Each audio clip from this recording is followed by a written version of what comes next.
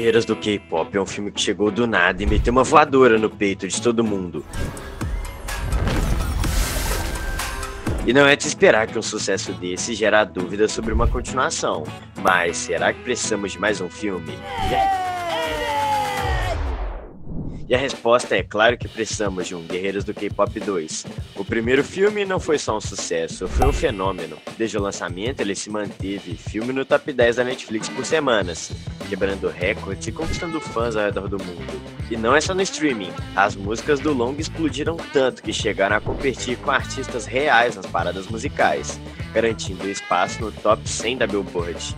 Com esse impacto gigantesco, é praticamente impossível que a Netflix e a Sony deixem passar essa chance de transformar esse universo em uma franquia. Mas aí entra a grande questão: para onde essa história pode ir? Uma continuação pode ser só caça-níquel ou pode realmente expandir o mundo das caçadoras, revelando segredos que ficaram escondidos no primeiro filme? Existem várias perguntas em aberto. Quem realmente é o maior vilão dessa mitologia?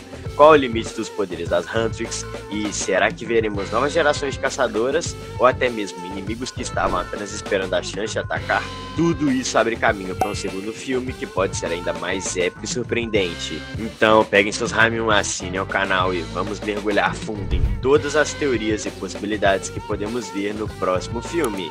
Este seria o Guerreiras do K-pop 2 e este é o canal Planeta Teen. Se tem uma teoria que faz todo mundo pirar é a volta do Jino. No primeiro filme ele se sacrifica de forma épica para salvar a Rumi e vemos sua alma sendo levada pro além. Mas será que essa foi realmente a última vez que o vimos? Nada disso, porque dentro da mitologia coreana, Jino não é um personagem qualquer. Ele é a representação de Osung Saja, o ceifador de almas, aquele que guia os mortos pro pós-vida. Ou seja, se tem alguém que pode dar um jeito em burlar as regras do destino e voltar pro mundo dos vivos, esse alguém é justamente ele. E é aí que entra o conceito de Joseon, uma espécie de purgatório inspirado pelo budismo, onde as almas passam 49 dias sendo julgadas pelos 10 tribunais do inferno, comandado pelo rei Yama.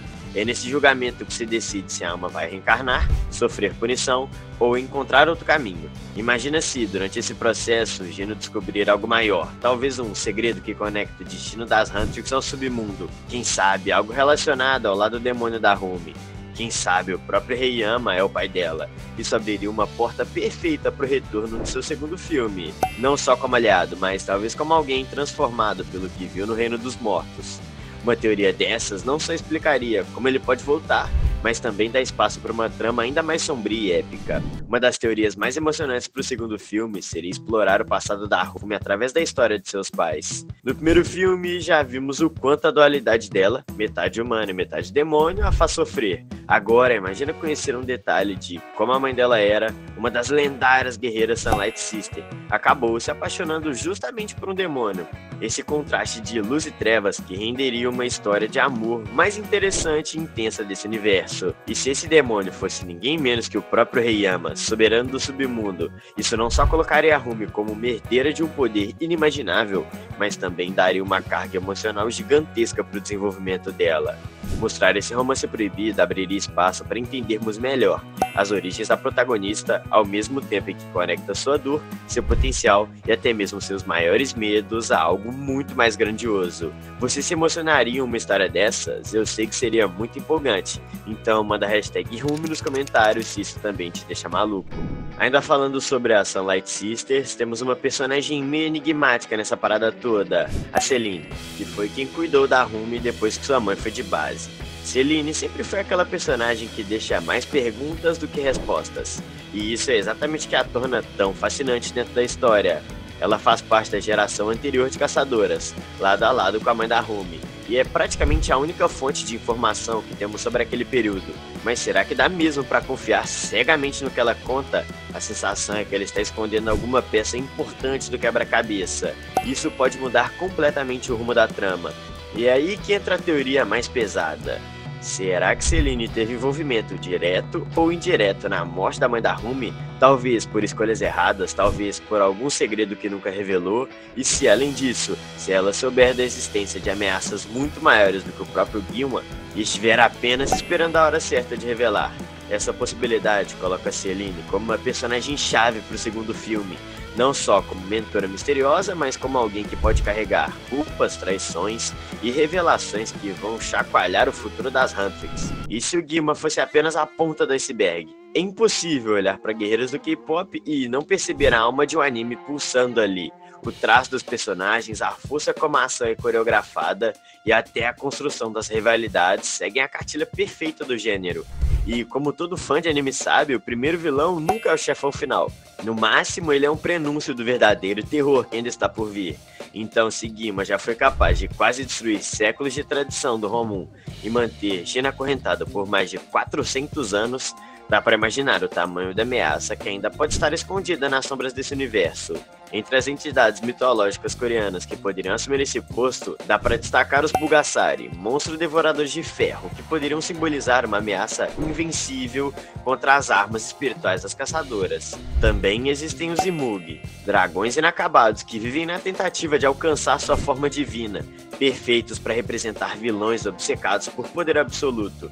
E claro, não dá para esquecer da Shonyo-Bishin, espíritos femininos vingativos que podem manipular a mente e os sentimentos, criando batalhas não só físicas, mas emocionais. Qualquer uma dessas entidades poderia ser o próximo grande vilão ou até emissário do Guima, mostrando que o que vimos até agora pode ter sido só a primeira camada de um mal muito maior. E se fosse pro Guima mesmo retornar, a mitologia coreana traz um detalhe assustador. Acredita-se que espíritos vingativos que não cumpriram seu destino podem voltar ainda mais fortes, alimentados pelo rancor e pela escuridão. Como o Guima é literalmente o fantasma de um demônio, seu espírito pode ter sido apenas disperso e não destruído de vez, permanecendo preso entre os portões do Joseong, o purgatório onde as almas aguardam julgamento. E isso abre brecha perfeita para que ele encontre um jeito de escapar. Além disso, a crença nos Guinxin, fantasmas que retornam ao mundo dos vivos quando o ritual adequado não é cumprido. Se o sacrifício do Gino não foi o suficiente para selar Guima por completo, então esse ritual incompleto poderia ser exatamente o que dá a ele uma segunda chance de manifestar-se, talvez em uma forma ainda mais aterrorizadora. Nesse cenário, a volta do Guima não seria apenas plausível, mas inevitável. E mais trágico ainda, ele poderia voltar reencarnado no corpo do Gino, que também foi parar no Joseong. Já imaginou? Seria algo parecido com o que aconteceu com o Gigi na segunda temporada de Dandadan, em que ele fica nos bastidores da própria mente enquanto o espírito controla seu corpo para fazer maldades. Eu teria muito medo se isso acontecesse comigo, e você? Então, crie uma barreira espiritual rápido, é só clicar em assinar o canal que nada vai poder te controlar. A música Golden não é só um hit viciante, ela também esconde uma pista sobre o passado da Zoe. A letra diz que ela viveu 2 vidas e tentou se dividir entre elas. E numa cena vemos isso de forma quase literal. Parece que uma mão feminina a puxa de um lado e a masculina de outro. Será que isso indica que os pais dela tinham expectativas completamente diferentes para Zoe? Esse tipo de conflito familiar seria perfeito para explorar no segundo filme, mostrando como ela precisou conciliar essas duas forças e ao mesmo tempo construir seu próprio caminho de caçadora. O lado esquerdo da tela tem mais a ver com o teatro. Quem sabe sua mãe era quem mais apoiava sua carreira na música. Na cena seguinte, em que ela se livra de uma das mãos, é a mão masculina que solta ela. Isso sem contar que existem fortes indícios de que Zoe pode ser uma personagem com autismo, o que seria lindo de ver representado em tela, não acha? Na mesma música Golden, Mira se descreve como criança problemática, que ficou selvagem demais. E a cena dá uma ideia do porquê. Vemos figuras que parecem ser seus pais e até seu irmão mais velho, todos com expressões rígidas e conservadoras, como se esperassem que ela seguisse um caminho bem diferente do que ela queria. Isso dá para entender que Mira cresceu em um ambiente cheio de regras e expectativas, o que provavelmente contribuiu para sua personalidade intensa e independente. No segundo filme, essa tensão poderia ser explorada de forma emocionante, mostrando como ela precisou lutar, não só contra demônios, mas também para se afirmar diante de uma família que queria moldá-la à própria imagem.